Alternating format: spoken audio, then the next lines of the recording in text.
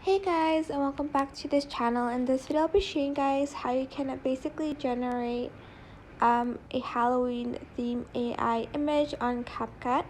So select new project and select the picture you want to generate. Select add, select the photo, and then select style. Once you select the style, as you can see, you will have the AI photo one. So just go to AI photo and either select Gothic girl, Gothic boy, shadow doll, or somber earl. So this is the one for shadow doll, and this is the one for Gothic girl.